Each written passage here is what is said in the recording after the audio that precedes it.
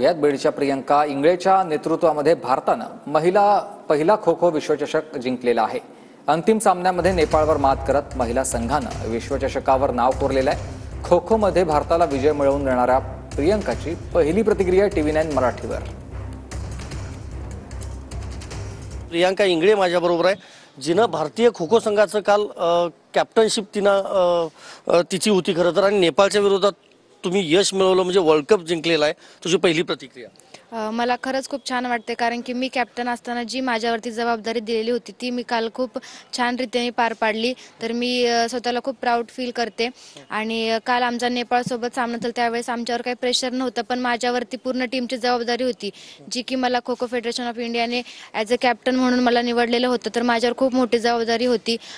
खो खोचा पहिला विश्वचषक होणार होतं आणि ते जिंकण्यासाठी आम्ही सर्व मुलींनी खूप प्रयत्न केले आणि काल तो विजय आम्ही खेचून आणला। क्रिकेट सारख्या महागड्या खेळांमध्ये खो खो खरं तर दुर्लक्षित खेळ म्हणून ओळखलं जातं। तुला कशी आवड निर्माण झाली त्याबद्दल, म्हणजे त्यातच का करिअर करावं असं वाटलं तुला? म्हणजे मी शाळेत असताना खो खो खेळायला चालू केलं। आमच्या शाळेमध्ये खो खो कबड्डी असे दोन्ही खेळ होते, पण माझं खो खोकडे जास्त अट्रॅक्शन झालं, कारण की मला खो खो खेळ हा पहिल्यापासूनच आवडायचा।